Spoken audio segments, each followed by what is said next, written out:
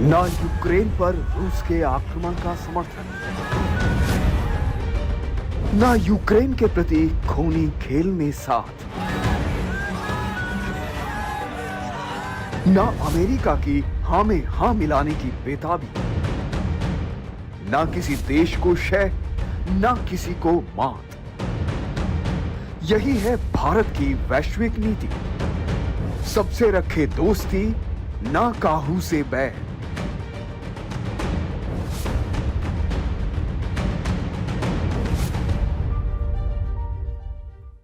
नमस्कार, NDTV India में आपका स्वागत है। मैं हूं उमा शंकर सिंह और आपसे जुड़ रहा हूं सीधे पोलैंड की राजधानी वॉर्सो से। प्रधानमंत्री नरेंद्र मोदी के यूक्रेन दौरे का ऐलान हो गया है। एक महीने पहले ही वे रूस के दौरे पर थे, जिसका यूक्रेन के साथ भीषण युद्ध चल रहा है और ये बीते 32 महीनों से चल रहा है। यूक्रेन पहुंचने से पहले पीएम मोदी पोलैंड आ रहे हैं और ये 45 साल बाद किसी भारतीय प्रधानमंत्री का पहला पोलैंड दौरा है। यहाँ प्रधानमंत्री नरेंद्र मोदी उन प्रतीक स्थलों पर भी जाएंगे जो भारत पोलैंड के ऐतिहासिक संबंधों के महत्व को दर्शाते हैं।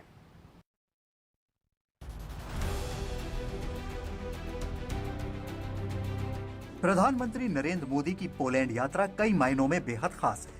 45 साल बाद कोई भारतीय प्रधानमंत्री पोलैंड जा रहा है। पीएम मोदी से पहले 1979 में तत्कालीन प्रधानमंत्री मोरारजी देसाई वहां गए थे। उनसे पहले पंडित जवाहरलाल नेहरू और इंदिरा गांधी ने भी पोलैंड की यात्रा की थी। अब पीएम मोदी वहां जाएंगे तो अपने आधिकारिक कार्यक्रमों से अलग वो नवानगर के पूर्व महाराजा दिग्विजय सिंह जाडेजा की यादों में बने मेमोरियल में जाएंगे।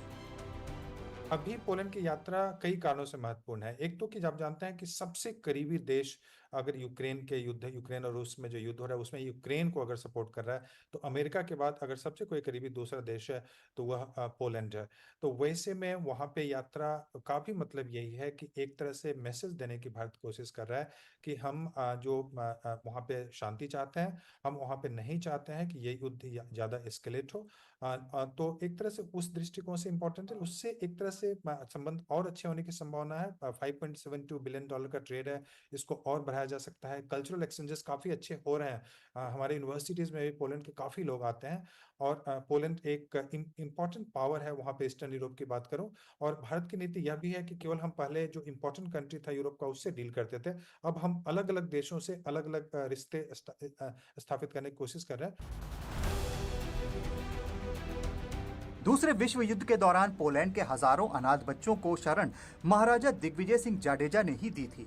इतना ही नहीं, उनकी शिक्षा दीक्षा का भी पूरा इंतजाम किया था।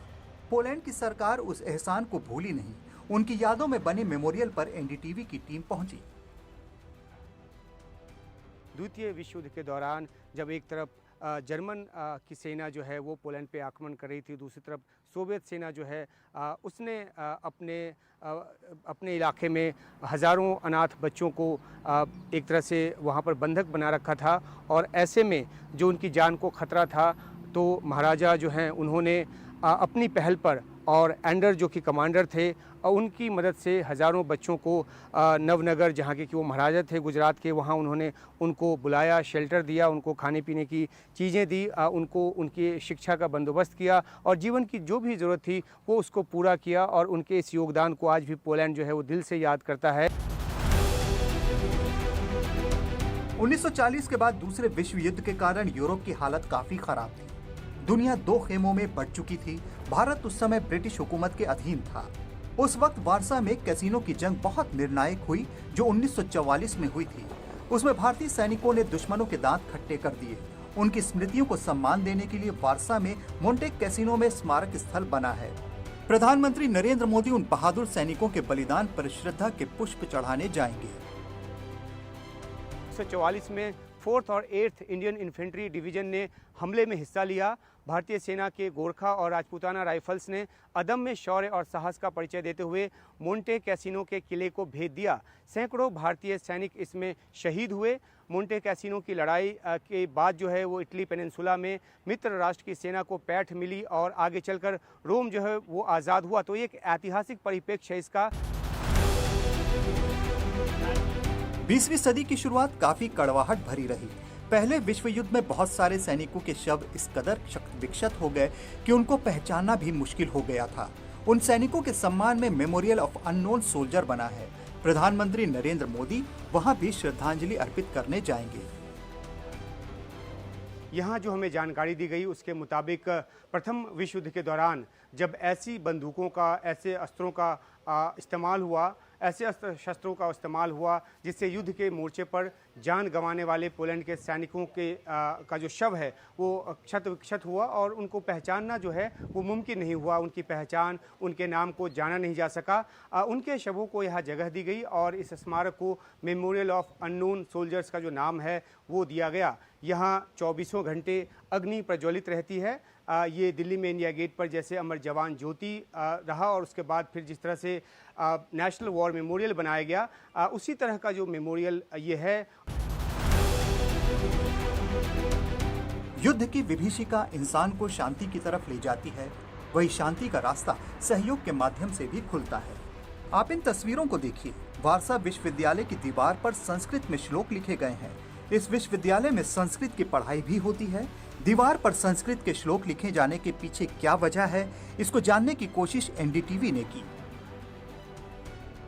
ये वॉर्सो यूनिवर्सिटी लाइब्रेरी बिल्डिंग का सामने का हिस्सा है। यहाँ की दीवारों पर अलग अलग भाषाओं में अलग अलग धर्मों की उक्तियाँ जो हैं वो उकेरी गई हैं और इसमें पोलिश लैंग्वेज के अलावा जो रशियन लैंग्वेज है उसको भी जगह मिली है, जो ग्रीक लैंग्वेज है उसको भी जगह मिली है, अरबिक को भी जगह मिली है और साथ ही साथ सबसे बड़ी बात यह है कि यहाँ पे संस्कृत को भी जो है वो जगह दी गई है और संस्कृत के जो श्लोक यहाँ पर लिखे गए हैं, सबसे ऊपर जो शुरुआत है वो गायत्री मंत्र से होती है और उसके बाद उपनिषद के जो हिस्से हैं, जो अंश हैं वो यहाँ पर उकेरे गए हैं। ये बताते हैं कि किस तरह से पोलैंड ने अपने आप को अलग अलग संस्कृतियों के साथ आत्मसात किया है और जहाँ तक भारत और पोलैंड के रिश्तों की बात है तो ये सांस्कृतिक रिश्ता है वो ऐतिहासिक रहा है, सदियों पुराना रहा है और इसलिए इसको यहाँ पे जो जगह है वो मिली है। वारसा में प्रधानमंत्री नरेंद्र मोदी पोलैंड के राष्ट्रपति आंद्रेस डूडा और प्रधानमंत्री डोनाल्ड टस्क के साथ द्विपक्षीय वार्ता करेंगे। इस वार्ता में रक्षा और रणनीतिक तालमेल पर ध्यान केंद्रित किया जाएगा। 2023 में दोनों देशों में कारोबार $5.7 बिलियन का हो चुका था। पोलैंड को भारत चाय, कॉफी, मसाले, वस्त्र, फार्मास्यूटिकल्स, मशीनरी, उपकरण, ऑटो पार्ट्स और सर्जिकल आइटम निर्यात करता है। वहीं भारत पोलैंड से प्लास्टिक सामग्री, अलोह धातु, मशीन टूल्स और रक्षा आइटम्स खरीदता है। भारत ने टैंकों के आधुनिकीकरण और वायु रक्षा मिसाइलों के अधिग्रहण के लिए पोलैंड से करार किए हैं। 800 हॉर्स पावर इंजन वाले T-72M1 को 1000 हॉर्स पावर इंजन के साथ अपग्रेड किया गया है और आधुनिक फायर कंट्रोल सिस्टम और थर्मल इमेजिंग उपकरणों से लैस किया गया है। भारत ने पॉलिश कंपनी एयरपोल से 625 असॉल्ट पैराशूट भी खरीदे हैं। पोलैंड ने भारतीय सेना को 80 WZT-3 आर्मर्ड रिकवरी व्हीकल्स यानी ARV की एक खेप भी दी है। दोनों देशों के बीच 2019 में सीधी नॉन स्टॉप उड़ानें शुरू हुई। जाहिर है कि भारत और पोलैंड के रिश्ते 20वीं सदी से चलकर 21वीं सदी में और भी मजबूत हुए हैं।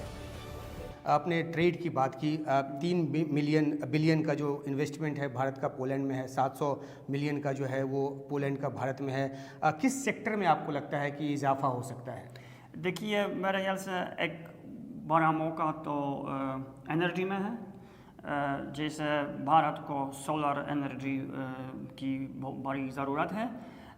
हमें तो कम, हम तो ठंडा देश है, लेकिन हमारी कुछ ऐसी कंपनियां हैं जो solar panels, solar battery, solar panels produce कर रही हैं। कुछ ऐसे इंडियन कंपनीज हैं जिन्होंने नॉर्वे में, जर्मनी में सोलर कंपनीज को खरीद किया है। तो मेरे ख्याल से हमारे पास कुछ ऐसी टेक्नोलॉजी है जो हम भारत को बेच सकते हैं। प्रधानमंत्री नरेंद्र मोदी की पोलैंड यात्रा इसलिए भी अहम हो जाती है कि वहां से मोदी यूक्रेन की राजधानी कीव के लिए निकल जाएंगे। खास बात यह है कि 32 साल पहले यूक्रेन को मान्यता देने वाला पोलैंड पहला देश था।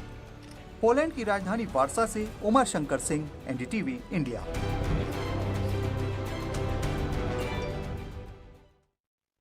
ये सही है कि यूक्रेन से पोलैंड के रिश्ते अच्छे रहे हैं, लेकिन समय समय पर उसमें तल्खी भी आती रही है। हालांकि यूक्रेन रूस युद्ध शुरू होने के बाद से पोलैंड यूक्रेन का हर तरह से साथ दे रहा है। प्रधानमंत्री नरेंद्र मोदी पोलैंड के बाद यूक्रेन पहुंचने वाले हैं। उनका यूक्रेन दौरा उस वक्त हो रहा है जब रूस के साथ यूक्रेन का युद्ध अधिक घातक होता जा रहा है। यूक्रेन की सेना रूसी जमीन पर जा बैठी है। पीएम मोदी की यूक्रेन यात्रा पर दुनिया के देशों की निगाह टिकी है। उम्मीद की जा रही है कि भारत की बढ़ी वैश्विक ताकत शांति स्थापना में सहायक साबित होगी।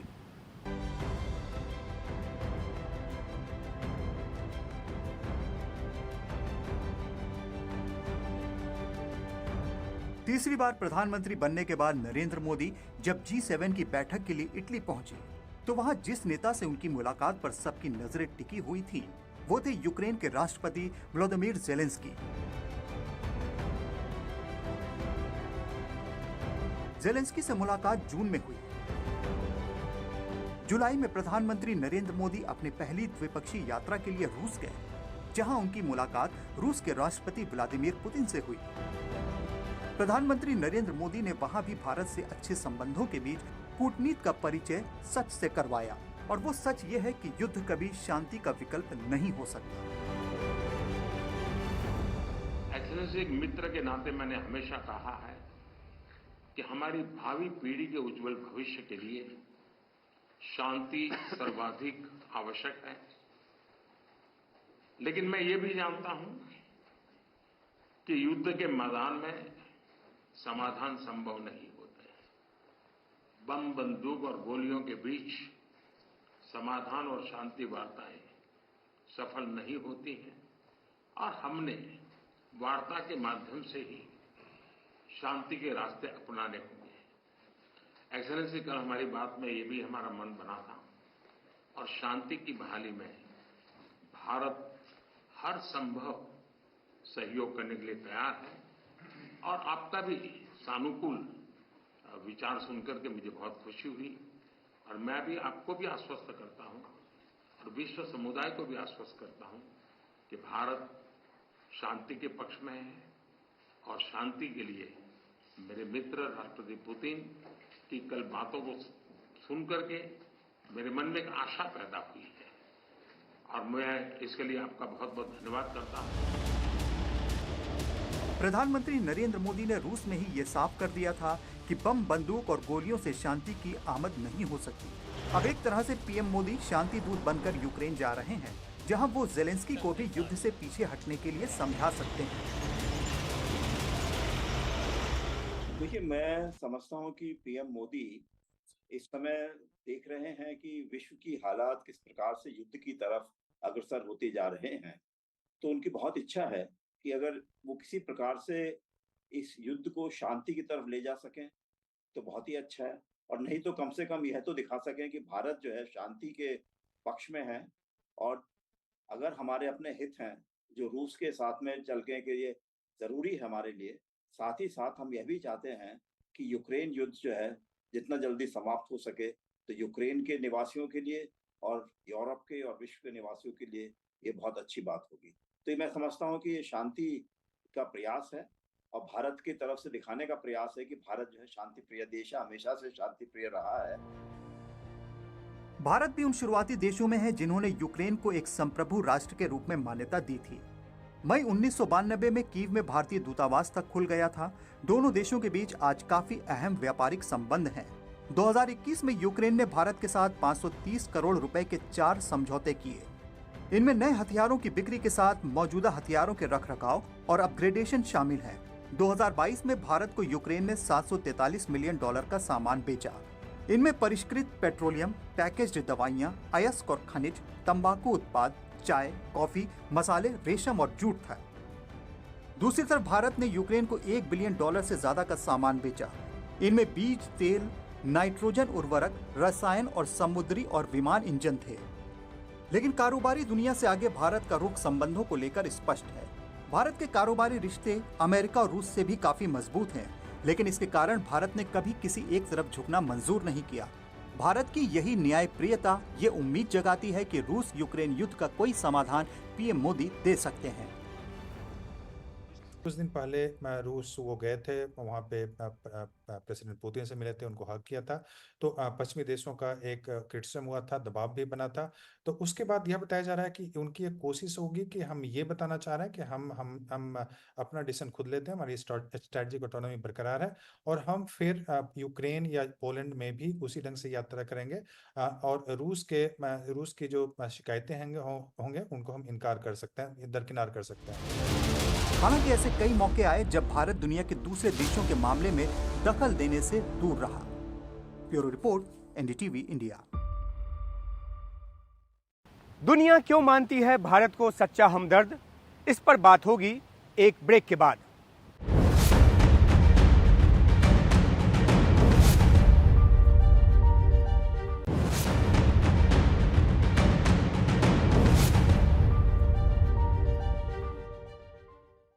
दुनिया में जहां रूस और यूक्रेन के बीच युद्ध चल रहा है, अमेरिका और रूस एक दूसरे को आंख दिखा रहे हैं, वहीं इजराइल और ईरान भी एक दूसरे के खिलाफ बाहें चढ़ाकर खड़े हैं।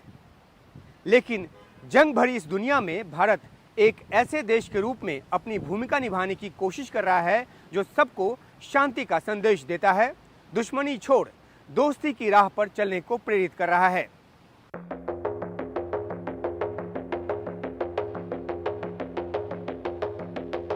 अमेरिका और रूस के बीच कूटनीतिक तनातनी में एक देश भारत है जो अमेरिका का भी दोस्त है और रूस का भी। इसका ही नतीजा है कि एक तरफ अमेरिका के साथ भारत के कारोबारी रिश्ते काफी मजबूत हैं, तो दूसरी तरफ यूक्रेन से 2022 में भारत अपने करीब 18,000 छात्रों को निकाल लाने में कामयाब हुआ।